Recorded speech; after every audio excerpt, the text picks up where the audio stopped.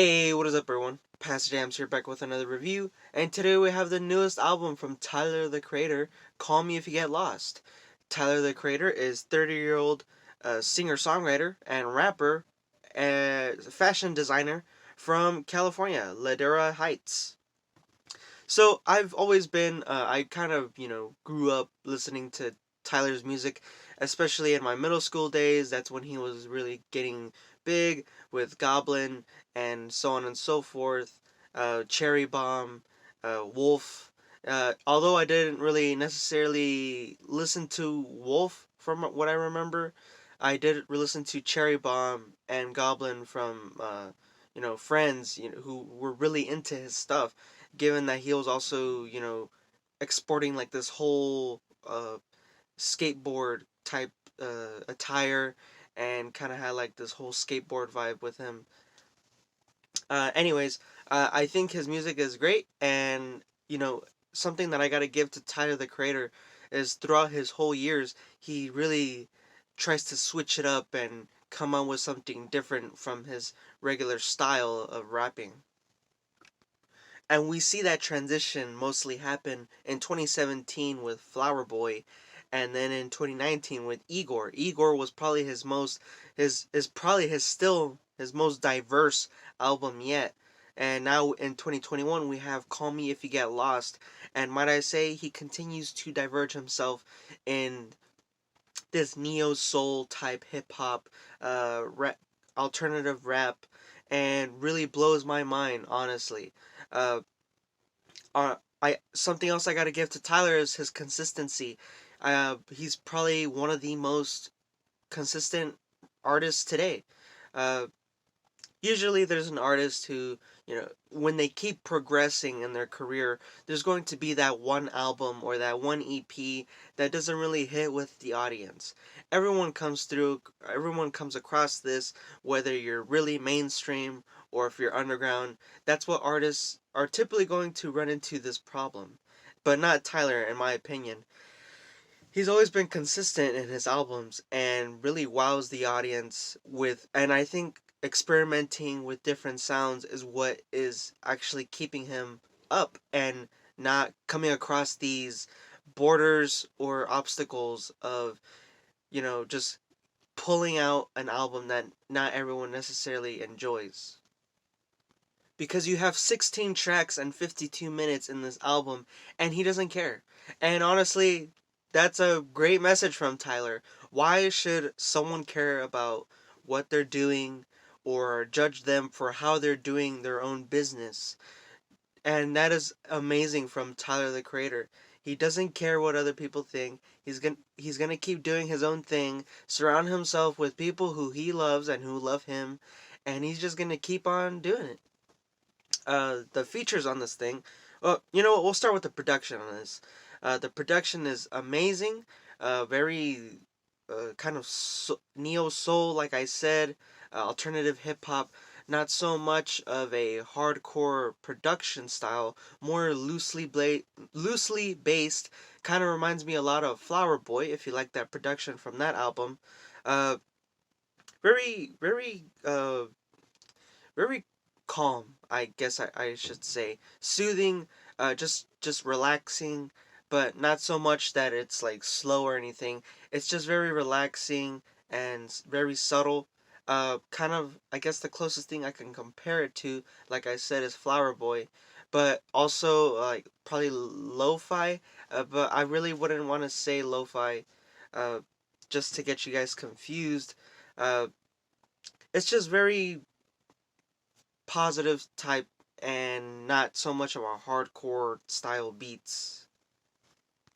I just feel like the whole production on the album is very just positive and not so much of a hard tone for the listener. Now we have the features on this thing. I guess DJ Drama was a producer on this, and that's cool. I like his work. YoungBoy Never Broke Again and Ty Dolla Sign kind of gave me a little scare, but they actually really do come through with Tyler on his track. What's Your Name? something that just surprises me is the people on here, the artists on here. You would probably associate them with being more of a hardcore style rap or a kind of, rougher rap.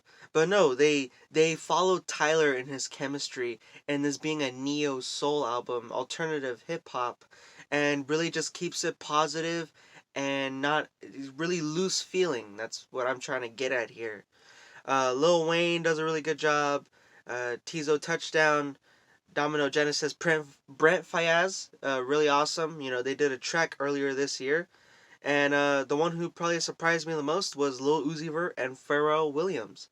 Like I said, they all keep it very loose, positive, and really follow Tyler in this journey of just self worth and positivity and your own craft and the product that you're trying to export and the messaging within your own mind as an artist that you don't care about the negativity because you're going to be surrounded by people who are positive and who support you, and that's just amazing from this album. Uh, so given that the messaging is about positivity, self-worth, and just believing in your craft, it really makes me wonder if Tyler was probably going through something, or maybe if he had any self-doubt within his own craft. um, Honestly, I don't see, if he did, I don't see why.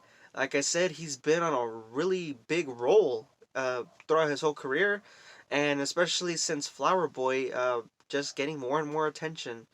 Talking more about Tyler the Creator himself and his lyricism, uh, I think he just is awesome.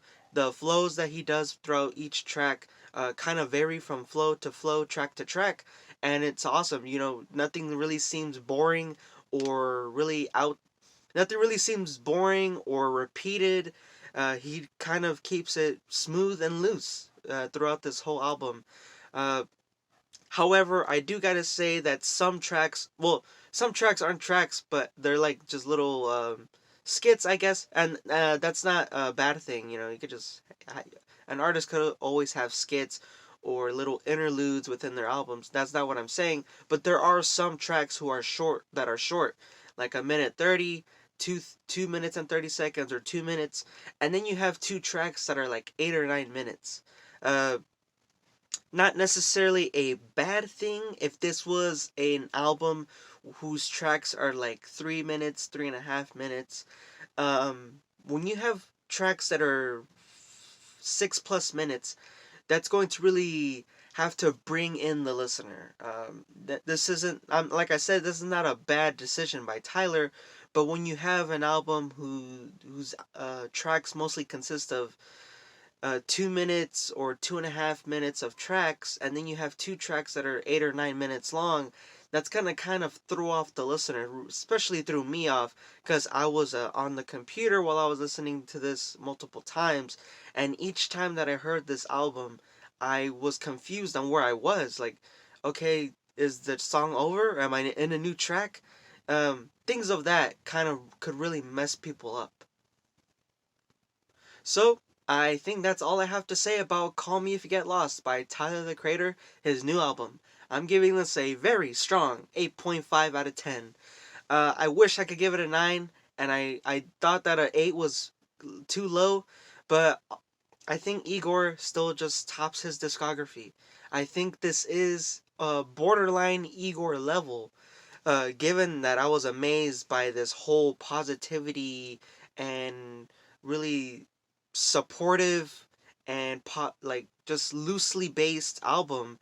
I didn't expect that at all. I thought this was going to be more of like uh, probably hardcore, not like back to his old roots. Although he does add elements of that in his lyricism and flows, the production is very loose and neo soul like, just positive all around, with positive features who surround him and support him, and just being amazed and just expressing his love for his own craft. That is probably the most amazing thing I've ever seen an artist do, in these past years. Yeah. So if you're looking for something very positive and, just loosely all around, give this a listen. Strong 8.5 out of 10. Let me know what you all think below. Thank you all for watching. Please like, share, and subscribe with a friend. And see you in the next video. Peace and stay safe.